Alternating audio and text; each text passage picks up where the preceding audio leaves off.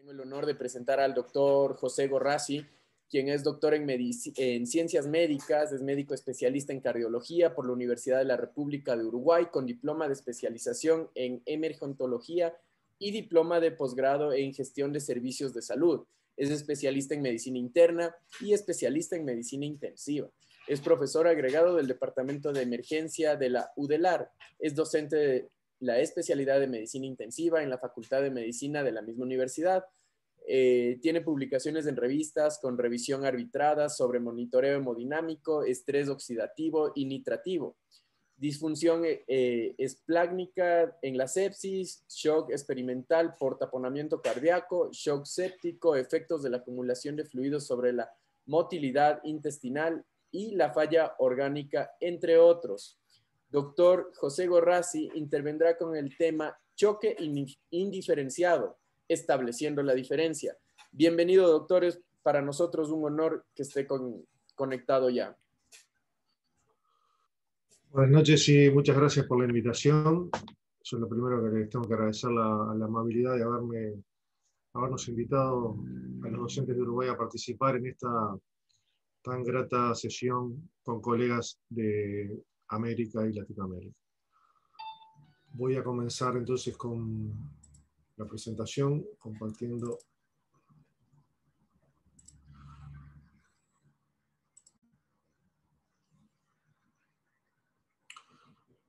Bueno, el shock es una entidad que, como ustedes saben, es multisistémico y que involucra la circulación sistémica y también tiene repercusiones a nivel regional. Eso lo hace interesante y sobre todo descubrir y evaluar las repercusiones regionales que tiene, y sobre eso vamos a hablar. Estos son los grandes tipos de shock que nosotros conocemos por la literatura: shock obstructivo, distributivo, hipovolémico cardiogénico. Esto está tomado de un trabajo en New England Journal of Medicine de Vincent y de Baker, donde revisan los tipos de shock, su frecuencia, que es esto que ustedes ven en el círculo que está arriba y a la derecha.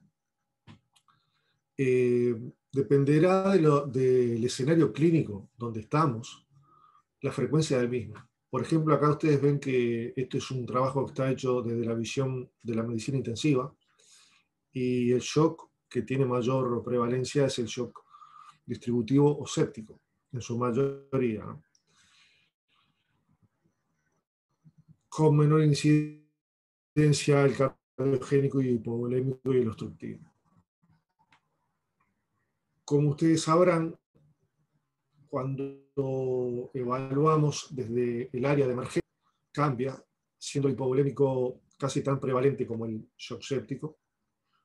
Por lo tanto, es importante conocer el escenario clínico en donde nos movemos. Esta figura ustedes la van a encontrar en esa referencia y es recomendable, sobre todo para enseñar y para mostrar a estudiantes, en fin, para difundir los conocimientos y el concepto de shock. Acá los tienen por la afección. El distributivo afecta a la periferia, es decir, la red capilar y todas esas teorías que hay. En realidad, si hay alteraciones metabólicas, capilares, que se pueden medir o no. El hipovolémico, hay una disminución del contenido de las cañerías. El cardiogénico, hay una falla de bomba, siendo el ejemplo más notorio el infarto de miocardio, que ha bajado notoriamente su frecuencia desde que tenemos la terapia de revascularización endocoronaria, ¿no? Finalmente, el shock obstructivo, que siempre debe ser pensado porque este es un shock que es de más difícil diagnóstico. Su expresión máxima es el taponamiento pericárdico, pero sin embargo podemos ver la presencia del mismo en, por ejemplo, en neumotórax, en el trauma, ¿no? O lo que es la obstrucción vascular que conlleva la embolia pulmonar masiva. La fisiopatología del shock es muy estudiada. Este es un esquema para recordar, en este caso, sobre lo que es shock cardiogénico, perdón. Ahí vemos que lo interesante de este esquema es ver varias cosas. Primero, el shock tiene componentes inflamatorios, aunque sea cardiogénico. Luego tiene lo que se llama esta espiral de la muerte, por decirlo de una manera, que es el mecanismo final de las alteraciones que se dan en el desarrollo del shock séptico, comenzando con la falla en el lugar que esté, con la patología, en este caso cardiogénico, la disminución del gasto cardíaco, vasoconstricción coronaria, isquemia, progresión, menos gasto cardíaco y muerte finalmente. Pero también hay hay liberación de mediadores inflamatorios. Como no tengo una diapositiva para mostrarles después, ya les digo que la teoría inflamatoria en el shock cardiogénico vino de los que son los trabajos del shock trial, o sea, los ensayos de la presencia de shock en los pacientes con infarto y que eran revascularizados. Como allí se midió mediadores inflamatorios, bueno, se encontró que los mismos estaban presentes y bueno, hay una playa muy importante de biomarcadores que sirven para catalogar el componente inflamatorio del shock cardiogénico, que sigue siendo cardiogénico, pero que tiene un componente cardiogénico.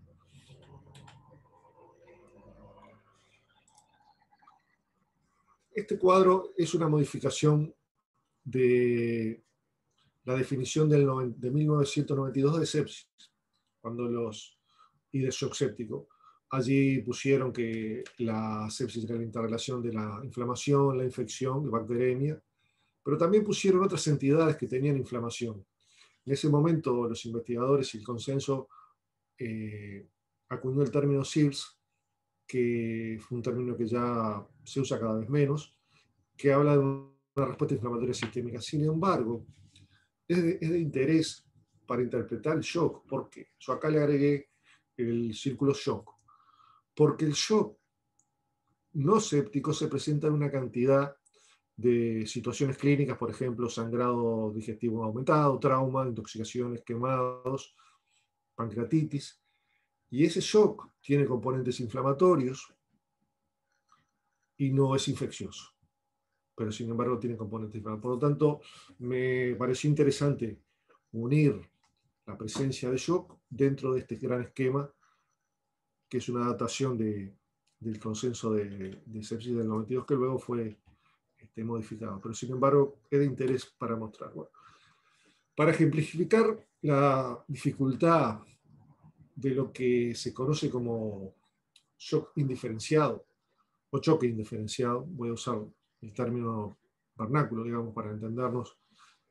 Habitualmente en Uruguay nosotros le llamamos shock y en otros lugares de lengua castellana se le dice shock, así que indistintamente me referiré con estas palabras. Para hablar de shock indiferenciado,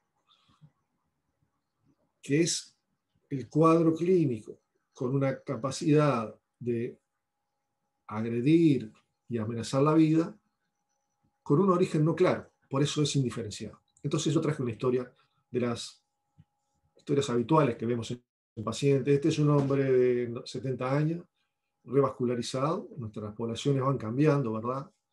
Diabético, hipertenso, EPOC, tuvo una oclusión intestinal y fue operado hace 4 años, y además tiene una filiación auricular por la cual toma amiodarona y anticoagulante. El paciente viene una semana de evolución, dolor abdominal, cólico continuo, vómitos, tránsito intestinal se detiene, oliguria. Sin embargo, también en las últimas horas aumenta la disnea habitual y no tiene fiebre. Se toma la fiebre, a veces la temperatura, no se comprueba fiebre. Tiene tendencia al sueño, lo asiste a una unidad de emergencia prehospitalaria, en domicilio, y allí se comprueba un paciente que estaba con tendencia al sueño, tenía una presión sistólica de 70, una frecuencia cardíaca de 60, y un tiempo de relleno capilar de 6 segundos, que tenía un dolor difuso abdominal, estatores crepitantes, lo envían a la emergencia, y ahí le hacen el ABCD le encuentran que ventila bien, o sea, no tenía una obstrucción en la vía aérea, tenía una polipnea, tenía tirajes, la saturación de hemoglobina era de 92% con una máscara de oxígeno suplementaria. Un tiempo de relleno capilar de 6 segundos, allí la presión era de 80, le encontraban livideces en miembros inferiores y también tenía edemas de miembros inferiores con pulsos débiles. En el resto del examen cardiovascular tenía una ingurgitación yugular, un soplo sistólico en el foco mitral, en lo neurológico, en la D, estaba somnoliento, un GLaSSO de 13, no tenía alteraciones motoras, y el abdomen, como decía, estaba distendido y le dolía difusamente. Este es nuestro paciente. Entonces, nosotros decimos, ¿qué tiene este paciente? ¿Es un shock séptico? ¿Es una sepsis severa? ¿Un shock cardiogénico? ¿Un shock hipovolémico? Recuerden, no tenía fiebre, pero tenía un cuadro digestivo, y bueno, que un paciente que tenía además elementos cardiogénicos. En fin, la aproximación inicial es que un paciente con estas características, con un cuadro digestivo, que podría ser un foco probable, ¿verdad? Que tiene los criterios clínicos de hipoperfusión porque tenía livideces, tenía oliguria y estaba somnoliento. Ahora vamos a ver que eso son cosas muy capitales. Y con un probable foco, ¿verdad?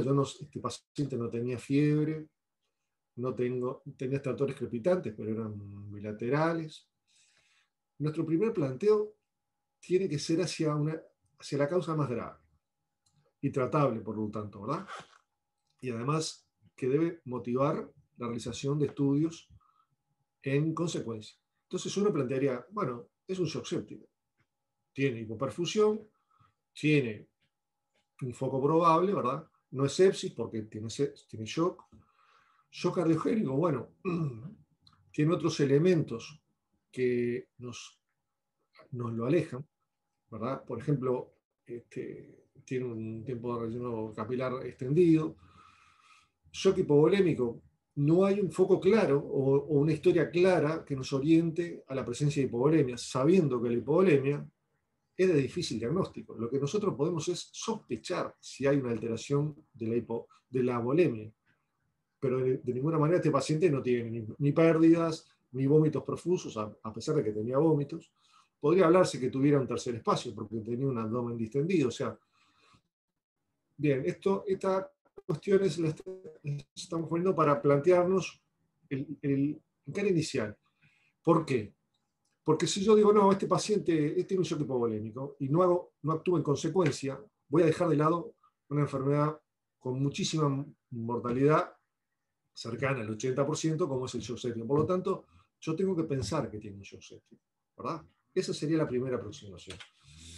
Entonces, los tipos de shock.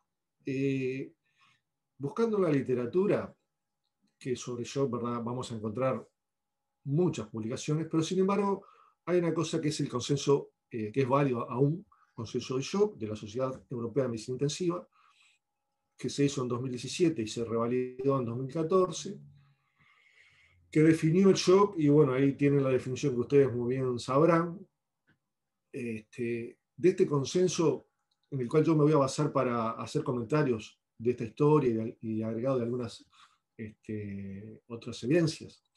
Es un consenso que se hizo con una metodología, que quiere decir, se reunieron investigadores líderes en shock y acordaron recomendaciones con nivel de evidencia, que eso significa que tiene una publicación o que tiene algo que fuertemente lo respalda.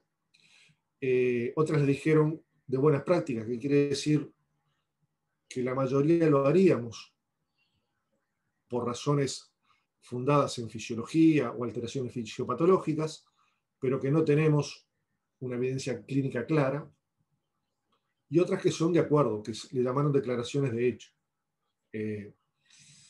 Con esos tres niveles de recomendaciones y algunas sin recomendación, por ejemplo, la definición de shock, que ustedes no la gradúan porque eso fue un acuerdo de los investigadores, y ahí está.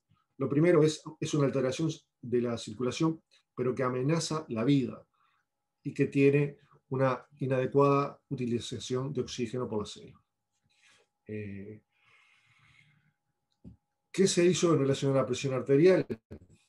Bueno, lo que debemos decir es que no es necesario, aunque puede ser usado, no es necesario. ¿Qué quiere decir? Yo puedo usar la presión arterial, pero si tengo elementos de hipoperfusión celular, la presión arterial sobraría para la definición y yo defino el shock. Y también se fijaron niveles de presión que serían recomendables como blancos, como targets para el tratamiento. Y ahí dijeron, bueno, recomendamos que la presión media vaya hasta 65 o más, que en sistólica eso ellos lo hablan en 90, no siempre se mide la media. Se sugiere una tolerancia en los pacientes sangrantes, pero que no tengan lesión encefálica. Y niveles aún más altos en los pacientes sépticos que son hipertensos. Sobre todo si con esos niveles de presión más altos mejora la perfusión. Agregan lo que es la respuesta de volumen. Entonces se discute lo que son las variables dinámicas. A eso nos vamos a referir, voy a mostrar un ejemplo de la variabilidad de la presión arterial. Y eso lo ponen como una recomendación en el monitoreo, entre otras cosas, para evaluar la administración correcta de fluidos. Y, sobre todo, recomiendan buscar la respuesta de volumen en los pacientes, es decir, saber quiénes son los pacientes respondedores de volumen. Sería eso en castellano. ¿Por qué? Porque quiere decir que ese paciente yo puedo manejarlo con volumen y puedo evaluar la respuesta a volumen que le doy. Este paciente que nosotros le mostramos, que me motiva esta conversación, bueno, tiene una fibrilación auricular. No está preguntado eso, pero desde ya debemos decir, no sirve la medida de respuesta de volumen, de variabilidad de presión arterial, el delta V, simplemente porque está fibrilado. En ese paciente, lo que sería de mayor aplicabilidad es lo que se llama la elevación de miembros inferiores. Ver si hay una respuesta del gasto cardíaco con la elevación de miembros inferiores. En este paciente que nosotros estamos viviendo. En los pacientes que están en ritmo sinusal, se busca la respuesta de fluidos con los test dinámicos. Pero quiero presentárselos hablando de una limitación que tienen estos test. Es las arritmias, la hipertensión pulmonar y la falla cardíaca, que también este paciente es muy probable que la tenga. ¿Por qué? Porque los pacientes, como decía yo al inicio, tienen comorbilidades, y las comorbilidades son las que determinan los diagnósticos, los tratamientos y el monitoreo de los pacientes. Eso que está en los antecedentes personales, que lo decimos rápidamente, el paciente lo tiene a lo largo de toda la evolución y del momento que nos enfrentamos. También les muestro ahí el score de Moteau, que es una evaluación clínica que también es aceptable y aceptado.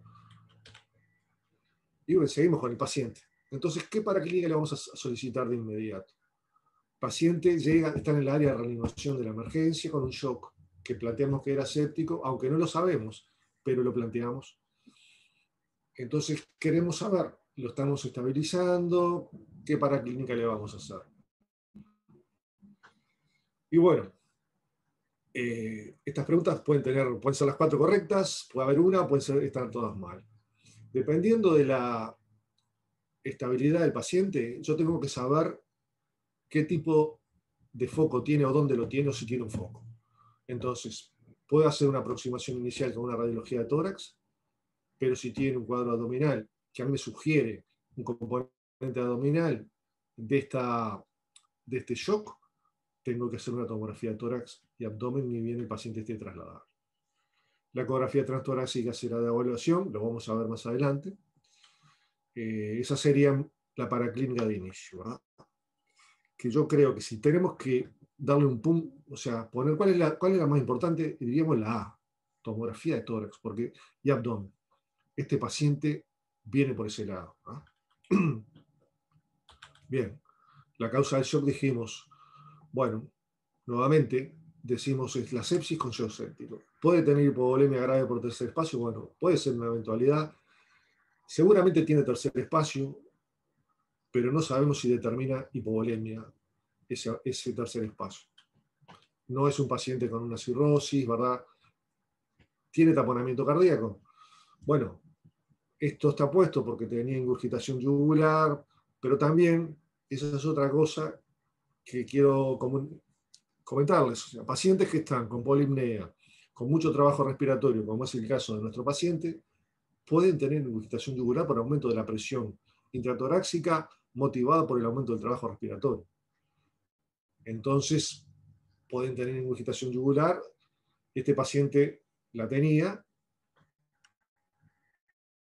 y no tenía elementos de taponamiento.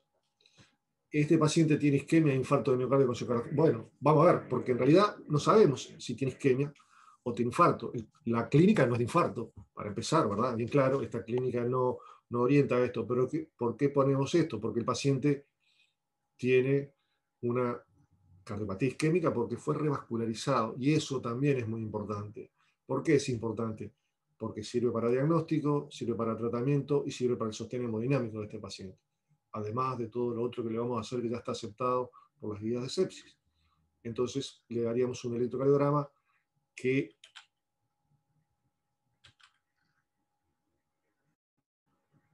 esto es lo que yo les decía, la etiología del shock. Nos preguntamos cuál es la causa del shock. Por etiología simplemente, esto es un estudio que les traigo de evidencia del 2019 que se hizo en una emergencia. Puntos para, bueno, el shock, estudiaron 1.553 pacientes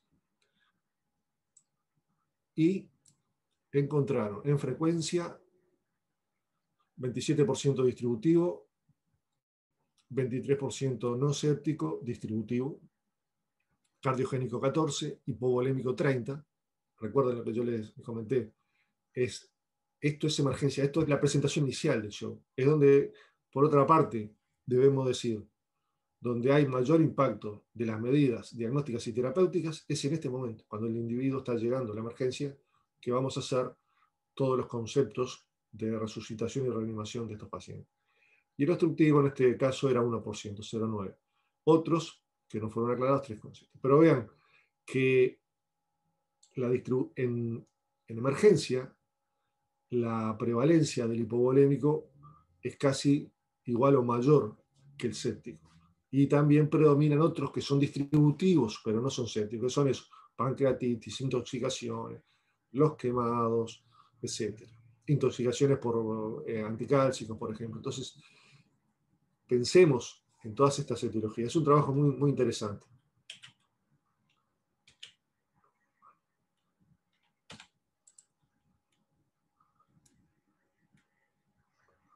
Bueno, le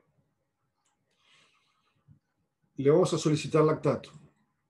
En este paciente están más adelante los estudios, pero ¿cómo vamos a interpretar el nivel de lactato? Y acá nos vamos a preguntar en relación a las fisiopatologías. Y debemos decir que la hiperlactatemia, este paciente estaba en 4 aproximadamente de lactato, tenía hiperlactatemia. La hiperlactatemia en el shock séptico tiene un origen en el shock, en definitiva, por decirlo de una forma más contundente.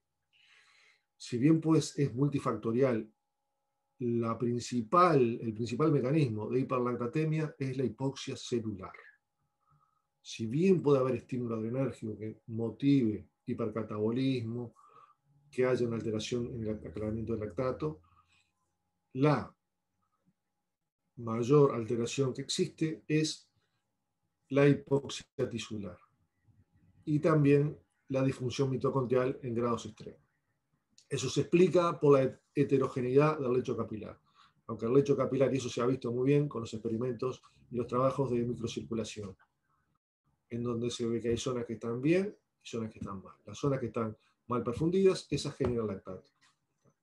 Las otras zonas están bien, no generan lactato, tienen cadena mitocondrial adecuada y consumen. Es decir, que ese es el otro concepto. En el sistema, en los diferentes órganos, pueden haber órganos que van a producir lactato y órganos que van a consumir el lactato. Ustedes sabrán bien que uno de los mayores consumidores de lactato es el hígado. Y eso se ve tanto en situaciones, digamos, normales, como es el ejercicio, por ejemplo, pero también en situaciones altamente patológicas como la sepsis. Entonces, esto era para dar un mensaje sobre la hiperlactatemia. Entonces decimos, a este paciente le vamos a hacer una ecografía, porque sí, le hacemos una tomografía para ver, pero ¿para qué le hago la ecografía? Porque todos hacemos ecografía y todos queremos hacer ecografía y cada vez queremos capacitarnos más, y sin duda que la ecografía tiene su rol, pero lo que tenemos que saber es cuál es el objetivo. Y en este paciente es un paciente que está en shock. No es un paciente de gabinete o de sala, queremos saber.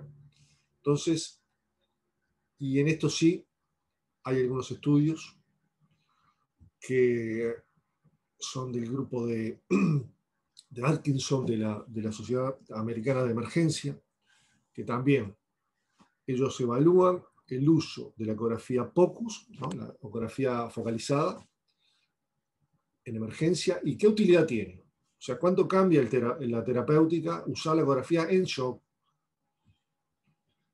Y bueno, la mayor utilidad que tiene es la C. Diagnostica el tipo de shock. Obviamente que las otras cosas también las hace, ¿verdad? Pero el objetivo es el C, diagnóstico de tipo de shock. ¿Por qué? Porque si a este paciente le hacemos una ecografía y vemos que tiene un corazón hipercontráctil, vamos a decir, bueno, el componente sobre todo escéptico, distributivo, va a requerir volumen, pero si vemos que tiene un corazón dilatado, hipocontráctil, aún sin evaluar la FEBI, pero simplemente haciendo un enfoque subcostal y evaluando la contractilidad y viendo que está dilatado, vamos a encontrar que hay una contribución central o cardiogénica en este shock séptico. Vean qué interesante. Es un shock séptico en un individuo revascularizado que puede tener disfunción cardíaca. Entonces, la otra pregunta que hay que hacerse, y que es más difícil, y yo no la voy a responder, y no la voy a responder en esta presentación, es esa disfunción cardíaca. ¿Es una disfunción séptica o es una disfunción cardíaca previa?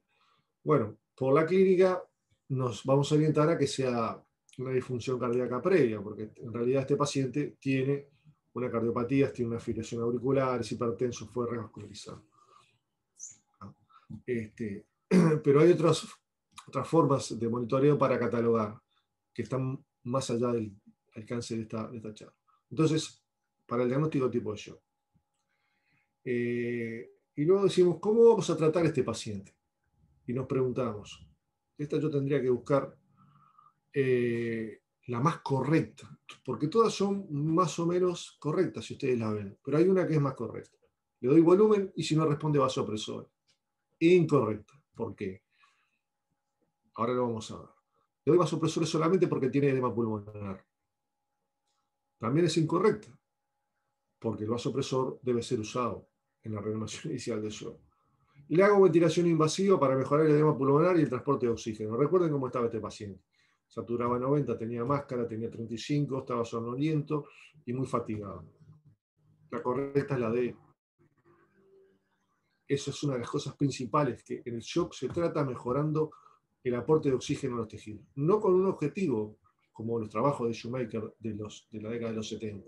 Yo no tengo un objetivo de decir tanto oxígeno, tanta disponibilidad de oxígeno, pero sí le tengo que mejorar el aporte. Bueno, entonces hay que reposar los músculos, aportar más oxígeno y mejorar la compliance y la dinámica respiratoria. Y eso se hace con intubación orotraqueal y ventilación mecánica de inicio. Esa es una cosa principal. Y sobre todo la C la puse no para discutir, sino para la ventilación no invasiva no tiene lugar perdón, en los pacientes con shock. Está formalmente contraindicada y termina en una situación de intubación orotraqueal con un paciente en peor situación. Entonces, en los primeros minutos iniciales de este paciente, ¿qué le vamos a hacer? Le vamos a hacer una vía venosa central, le vamos a hacer una vía venosa central, una vía arterial, le vamos a hacer carga de volumen para optimizar la precarga cardíaca, le vamos a administrar furosemide para prevenir la falla renal. Bueno, en realidad le vamos a hacer carga de volumen de fluido para tratar de optimizar la precarga cardíaca. No estamos poniendo un objetivo, pero sí estamos cumpliendo con una de las premisas que ha demostrado que sirve en este tipo de pacientes: administrar volumen. Vía venosa central no se requiere de entrada, es probable que sí se requiera luego, pero me refiero a lo que es entrada, es 2-3 minutos, o sea, cuando lo están examinando, le estamos haciendo cosas. Vía arterial no le vamos a hacer eso, todo eso le sirve y está bien, pero no se requiere inmediatamente. Por una vía adecuada vía periférica se puede hacer una carga de volumen rápidamente, ¿ah?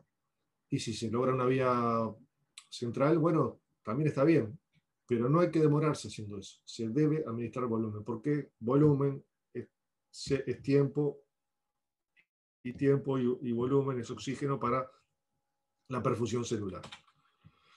Este paciente tenía un componente cardiovascular, tenía una fibrilación auricular, estaba en 60. A alguien se le puede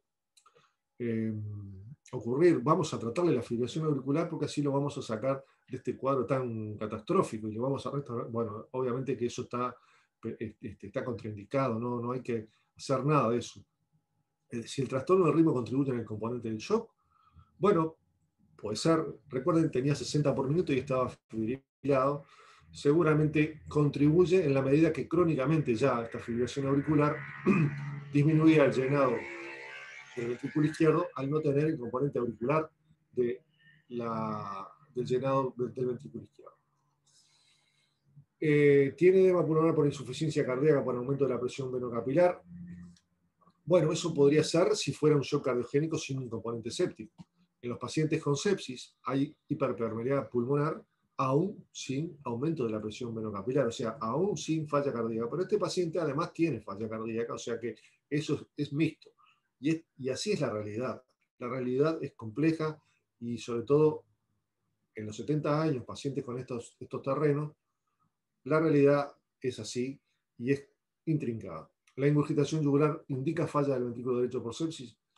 Bueno, la falla ventricular derecha se diagnostica por ecocardiografía. Esa es una de las herramientas que sirve para catalogar en estos pacientes. Pero además en este paciente es muy difícil diagnosticar porque ya tiene una falla cardíaca.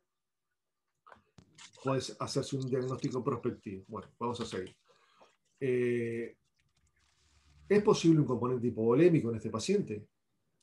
Bueno, nos preguntamos, como es habitual en la sepsis, no hay elementos de hipovolemia clínicos en el examen. O sea, elementos de hipovolemia, que es una palabra que usamos todos los días y a todas las horas y que es muy difícil de diagnosticar certeramente. La hipovolemia se mide por otros métodos. ¿Le vamos a hacer una carga de volumen para evaluar la respuesta cardiovascular? Sí, claro que sí. Queremos saber cómo responde la función cardíaca y le hacemos carga de fluido. La ecografía POCUS puede diferenciar la presencia de hipovolemia o falla cardíaca. En este caso sí, por las razones que dijimos. Vamos a ver la vena cava inferior y vamos a ver las cavidades cardíacas. Vamos a usar el lactato como guía para reponer, o sea, guía quiere decir hasta tanto, lo voy a reponer hasta tanto, y la respuesta ahí es no.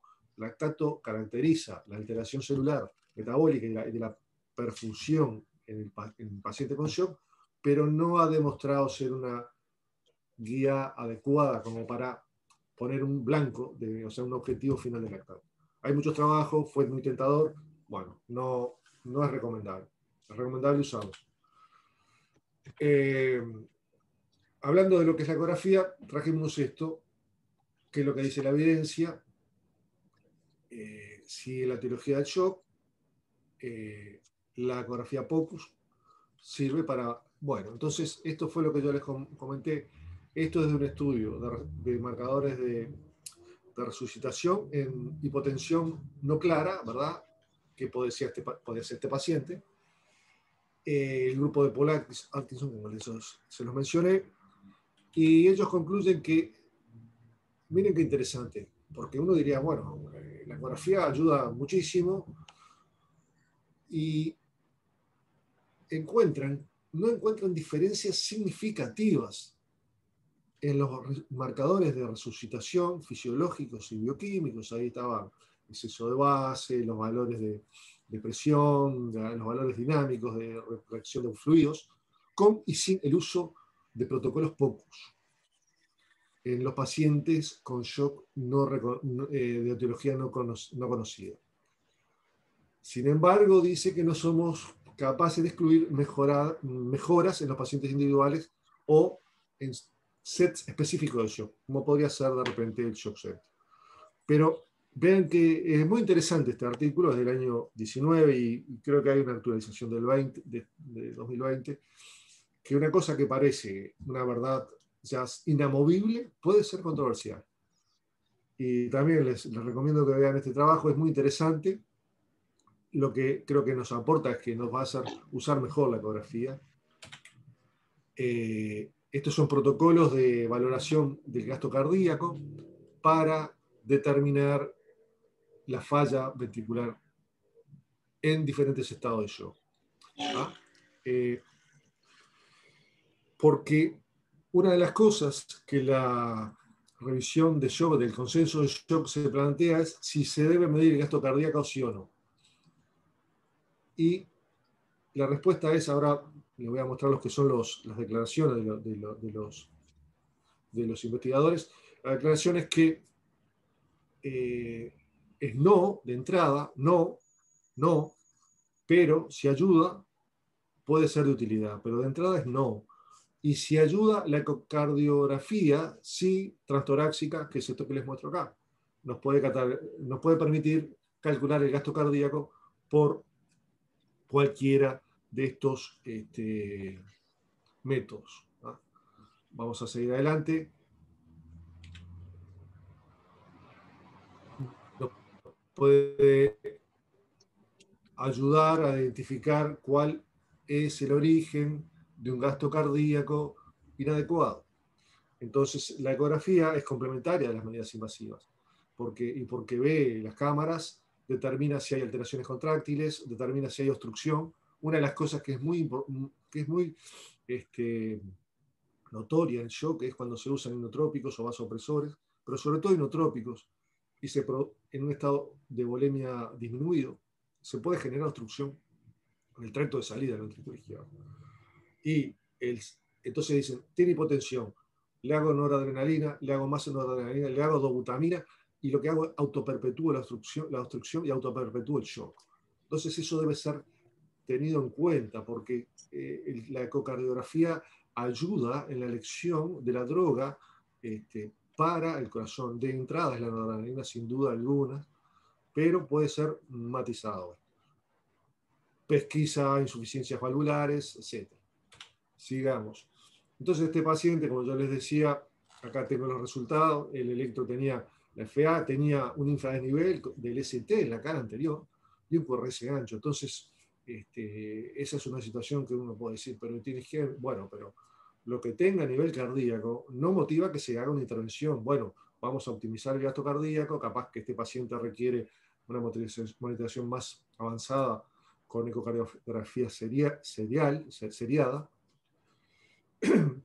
La gasometría, bueno, nos mostraba una acidosis por hipoperfusión, disminución del bicarbonato y el lactato de 3. Y eso fue hecho con máscara. El hemograma, bueno, nos permitió afirmar que tiene una neutrofilia, es un componente infeccioso, tiene una falla renal, una zoemia elevada en relación a la creatininemia, que nos permite orientarnos a un toque prerrenal, una hiperglicemia, era un diabético con una infección, que va a requerir corrección también. Entonces, tenemos que hacer una lista de trabajo a realizar en este paciente: reposición del fluido, ventilación, oxigenoterapia, vasopresores, tratar la causa, y eso acá se llama antibiótico. Cultivo, hemocultivos, cultivos de foco tratar el foco, si es posible y es posible ser abordado. Se identifica un estudio imagenológico, se inician antibióticos de amplio espectro. Esto me refiero a lo que son las campañas de sobre la sepsis, que tienen un mayor impacto en la emergencia y evitar complicaciones. Y ahora vamos a ver sobre el final lo que son las complicaciones. Les muestro este protocolito que usamos adaptando cosas de la bibliografía, de la literatura y lo que está reportado. Este cartel, así, este póster, lo tenemos en el área de reanimación de nuestro departamento de emergencia en el Hospital de Clínica, en la Facultad de Medicina. Y bueno, tiene una parte que es el diagnóstico del shock circulatorio, en las cuatro formas. Ahí la ecografía puede tener un rol para discernir, descartar si hay alguna componente obstructivo. Por ejemplo, hemos visto, puede ocurrir un paciente con un cuadro infeccioso claro y tener un taponamiento pericárdico por una pericarditis purulenta. No es raro, es poco frecuente, pero no es raro. Y eso se ve como causa de shock inaparente. No era el caso de este paciente que le estamos presentando y que nos motiva esta charla, pero recuerden, la utilidad, como dicen los investigadores, del ecocardiograma es identificar una causa de shock que no vemos o no percibimos sin eso. Y el taponamiento y el derrame pericárdico significativo es una de ellas. Y sobre todo puede requerir un tratamiento diferencial, además de los antibióticos. Bueno, en la reanimación usamos el protocolo VIP, vasopresores, inotrópicos y ventilación. Nuestros objetivos, porque también tenemos que decir hasta dónde vamos con esto, bueno, lo fijamos en esto. Eso es hacia dónde llega. La presión sistólica 90, la PAN en general no la medimos. La oliguria es un importante, en presencia de oliguria es bueno buscar una PAN de 65 o mayor para perfundir mejor el riñón.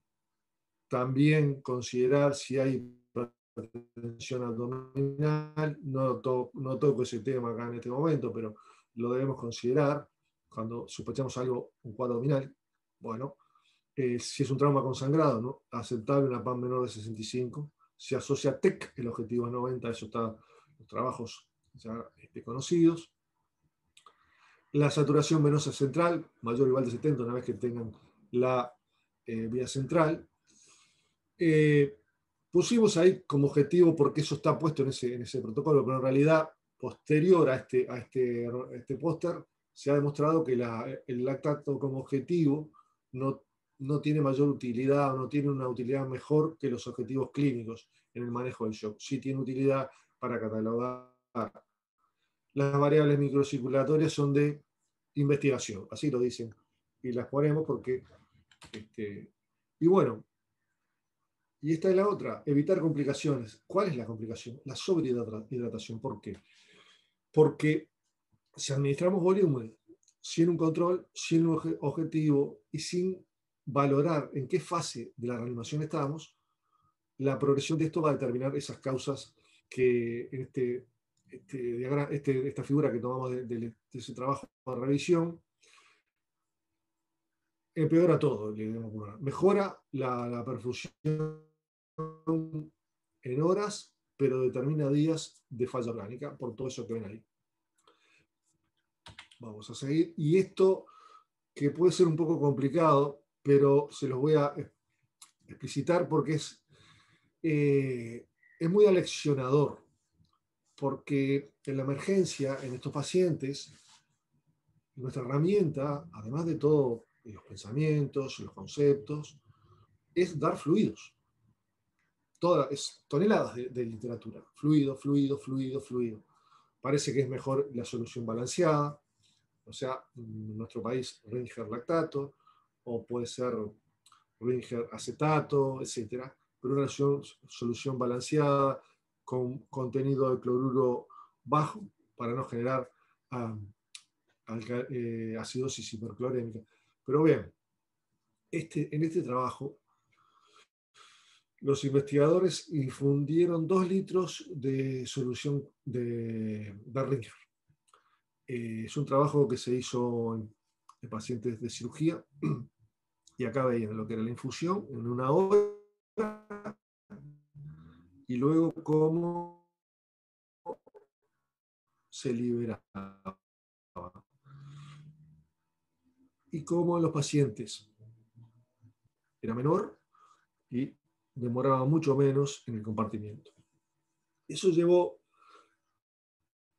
a que esta dinámica de los fluidos llevó que, si bien hay expansión y puede ser hasta de un 80%, como es en este caso con un expansor oncótico, este es un expansor, una solución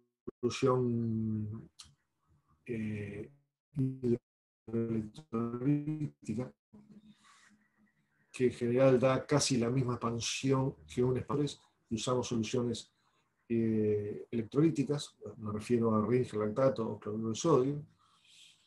Pero sin embargo, la dinámica que tienen los fluidos es esta. Nosotros, de inundación, que así se llama, durante horas y días, luego comenzamos la retirada de los fluidos y ahí empieza a retomar la diuresis, disminuye el edema. Esto es como la película Con un final feliz, pero lo que hay que tener en cuenta es que si medimos la falla orgánica, al dar fluidos disminuimos la misma, o sea, bajamos, pero si mantenemos el volumen de fluidos y la administración de fluidos, la falla orgánica va a subir. Luego, si hacemos un adecuado manejo y disminuimos la cantidad de fluidos acá, la falla orgánica va a disminuir. Y acá agrego la H, que es esto. ROS es resucitación, optimización, estabilización y evacuación, que era esto. Pero eventualmente esto puede conllevar hipoperfusión, y acá arranca esto. No es problema en la emergencia, porque esto ocurre días después, pero bueno, a veces también lo tenemos en la emergencia, y es lo que se llama la hipoperfusión por mal manejo de los fluidos, que el aumento de fluidos determina esta noxa, y la noxa es el edema tisular, con todas las connotaciones que tiene, desde la lesión del endotelio hasta el edema celular y la disfunción mitocondrial por aumento de fluido. Entonces, ¿hay avances en el manejo del shock indiferenciado? Bueno, hay una nueva generación de emergentólogos, intensivistas luchando contra el shock de origen desconocido, como es este paciente que tenía tantas comorbilidades que nosotros no tuvimos claro. Entonces, si no sabemos, queremos buscar algo que nos ilumine el futuro.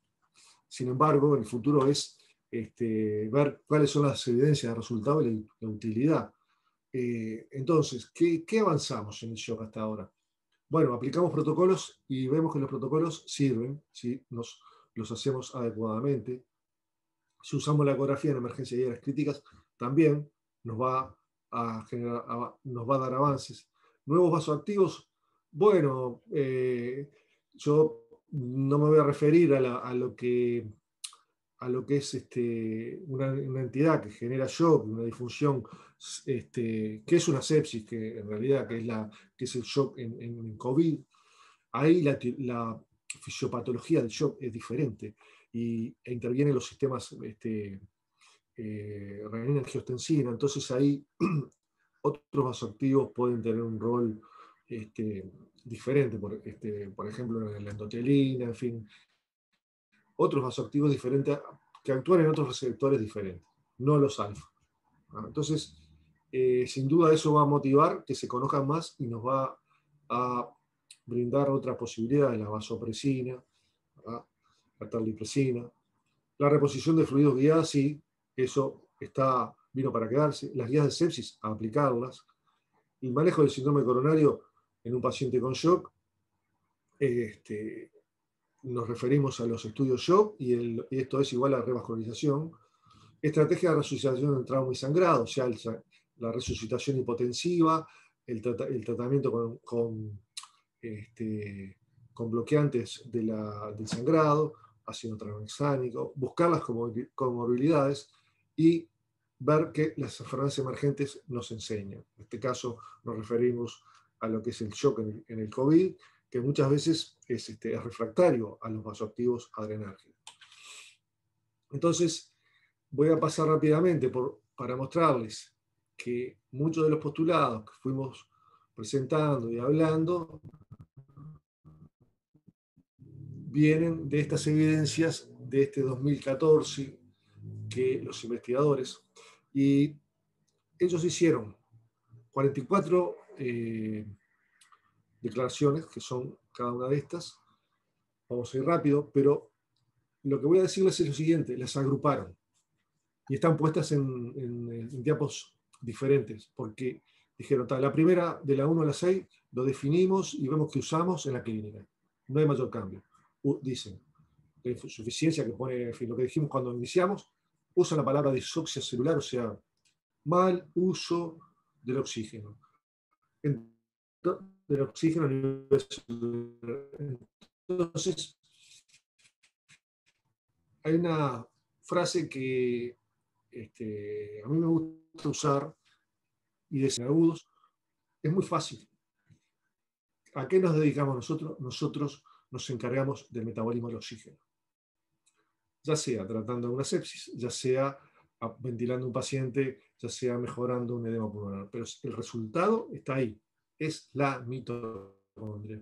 Sin mitocondria, sin función mitocondrial, hay disoxia celular y eso es igual a la muerte, que es como inicia la definición de shock. Por eso que hay diferentes patrones, 4 patrones subyacentes, que el shock es una combinación de procesos. Parece 4 y queda ahí al inicio, pero es este paciente que le estamos viendo. Es una combinación de cosas. Entonces, ¿qué ocurre? Si buscamos un solo pensamiento, vamos a equivocar, porque la realidad es intrincada. Bien, la perfusión clínica está ahí a la vista, la perfusión cutánea, los riñones, el cerebro. No es necesario tocar.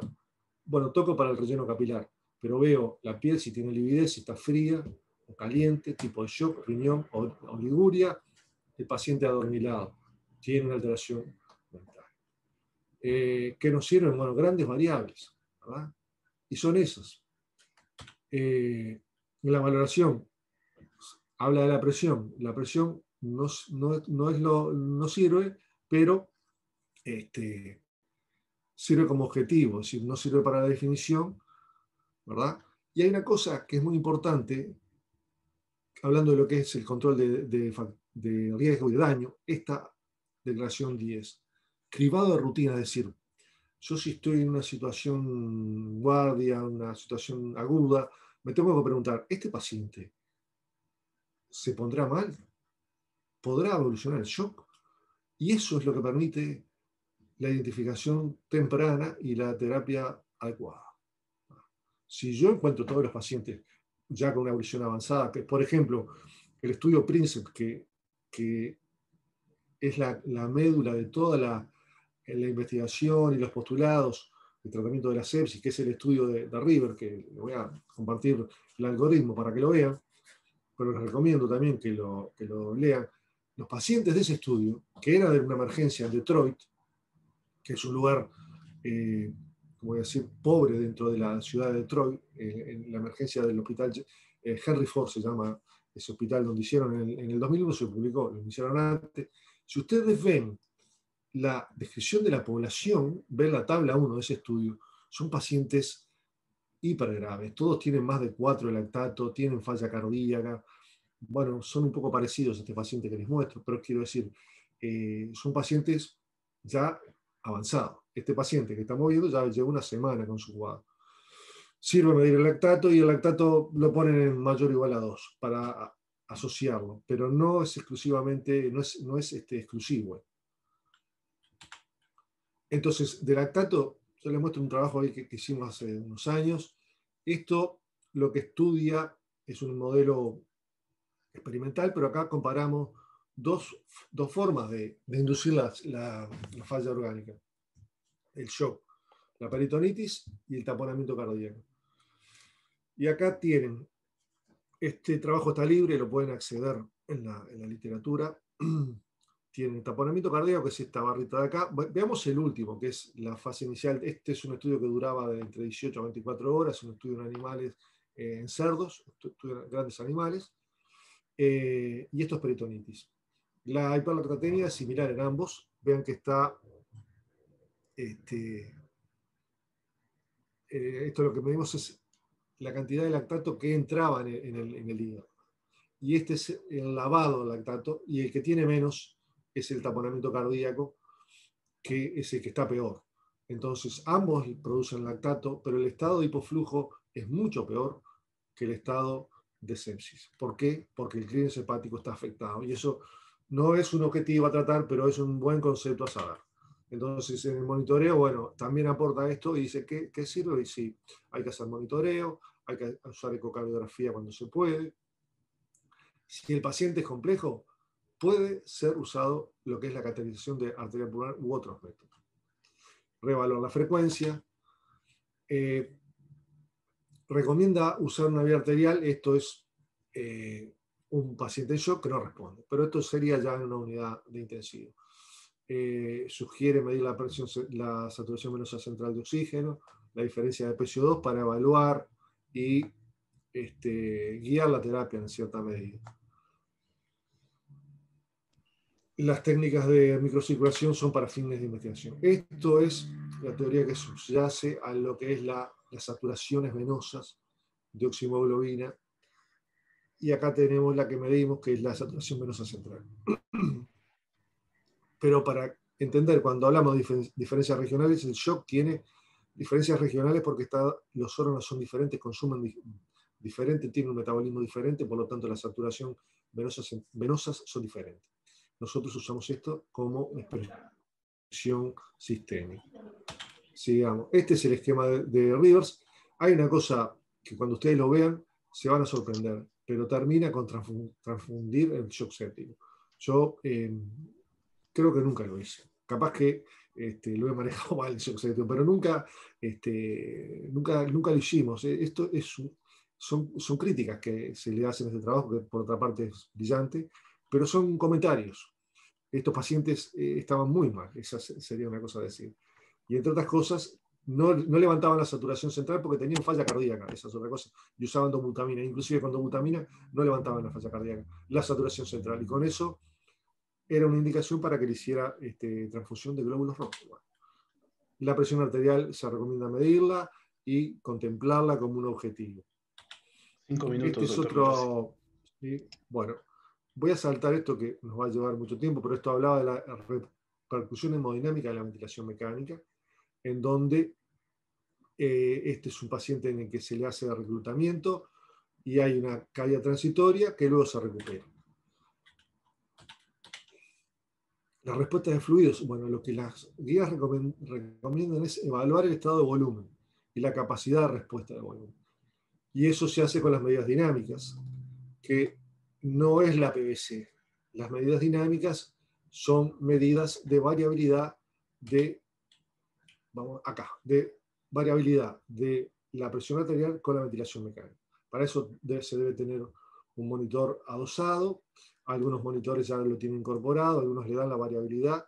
Este paciente que nosotros teníamos no se puede incluir en este grupo porque está fibrilado y la fibrilación auricular es una contraindicación para esto.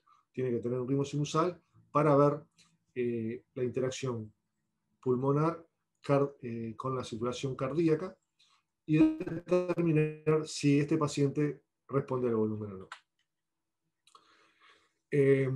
Bien. Inotrópicos y vasopresores. Quería decir que lo que se recomienda de entrada es la noradrenalina. Lo que se recomienda, aunque no está incluido en estas guías, es, y debo decirlo, es usar fluidos y vasopresores al mismo tiempo. No esperar que responda solo con fluidos. ¿Por qué? Porque hay una alteración microcirculatoria que solo el aporte de fluido no va a mejorar la presión de perfusión tisular y por ende la oxigenación celular. Hay que hacer vasopresores. O sea, se hace volumen y se hacen vasopresores. Y digo vasopresores, no digo dobutamina, digo vasopresor. Vasopresor es noradrenalina, adrenalina, vasopresina, etc. En cuanto al gasto cardíaco, si hay alteraciones que no nos permiten conocer adecuadamente la etiología del shock, puede ser necesario monitorizar el gasto cardíaco y que no responden a la terapéutica inicial. Este podría ser un paciente, ¿verdad? El paciente que estamos viendo. Aquí la ecocardiografía realizada o por un cardiólogo, o por alguien que pueda realizar un estudio adecuado y determinar cuál es la FEBI, en fin, si hay una cardiopatía, si está respondiendo al volumen, es de utilidad. Y bueno, obviamente que el Swan-Ganz no es algo rutinario. La disfunción ventricular derecha puede ser una indicación de monitoreo con ecocardiografía. Y se recomienda utilizar dispositivos menos invasivos. Bueno, este fue un estudio que lo voy a saltar, es otro estudio que hicimos con ventilación mecánica y gasto cardíaco, y se puede medir, se correlaciona ambos gastos, el eco con el Swan-Ganz, pero tienen una dispersión importante. Esto les permite clasificarlos en estos tipos de shock. Los tratamientos ya los fuimos hablando. En COVID fuimos a buscar un trabajo para ver, bueno, el eco transtorácico en COVID nos va a informar de diferentes cosas. Por ejemplo, la presencia de disfunción cardíaca en COVID y la mortalidad elevada cuando tenemos disfunción cardíaca en COVID. Y esto son las referencias que yo les muestro, son trabajos que han demostrado que está presente, que sirve para valorar el eco y que determina el pronóstico. Este paciente que mostramos hoy, que como hablamos, no es un paciente COVID, pero sí lo menciono como tema de shock. Y les quiero dar muchas gracias por la invitación. Y acá les traje, esto es uno de nuestros lugares preferidos, el Cabo Polonio. Esto a mí me gustaría visitar las Galápagos, el Cotopaxi. Y este es el gran Alberto Spencer. Alberto Spencer fue un ecuatoriano que fue estrella. Estas son todas las copas que ganó con el Club Atlético Peñarol en la década de los 60. 3 Libertadores, 2 Intercontinentales. Fue cónsul de Ecuador en Uruguay durante muchos años luego de retirarse. Y bueno, es un recuerdo que quería traerles y agradecerles a los hermanos ecuatorianos y americanos por la invitación. Así que estoy para sus preguntas y para, en fin, comentarios que tenga la audiencia. Muchas gracias y espero sus preguntas. Muchísimas gracias, doctor Gorrasi. En virtud del tiempo, voy a plantear únicamente una de las inquietudes. Perfecto. El colega médico emergenciólogo, doctor Ayllón, pregunta si tal vez usted tiene algún tipo de experiencia utilizando el índice mitocondrial para guiar el manejo del choque. No, particularmente no tengo experiencia en eso. Bueno, sería algo para investigar, pero bueno, no, habitualmente no usamos eso. Una de las cosas que obviamente por la extensión de esta charla no pusimos es que la teoría es clara, ¿verdad? La disfunción mitocondrial y la alteración del consumo de oxígeno en el estado de shock. Los biomarcadores no son tan claros porque el lactato, ustedes vieron las diferencias que tiene. Sin embargo, pueden haber otros indicadores de disfunción celular. Y ahí estaría ese índice que el colega plantea. Yo no tengo experiencia para comentarle, lamentablemente, y me parece una pregunta que tomo como muy buena y como estimulante para buscar en ese sentido. Muchas gracias por la pregunta. Muy bien, muchísimas gracias, doctor Gorrasi. Bueno, agradecemos muy buenas infinitamente por el noches. tiempo dedicado. Por favor, Una muchas buena gracias. Que tengan buenas noches. Hasta la próxima. Gracias. Bueno, nos vemos. Chao, gracias.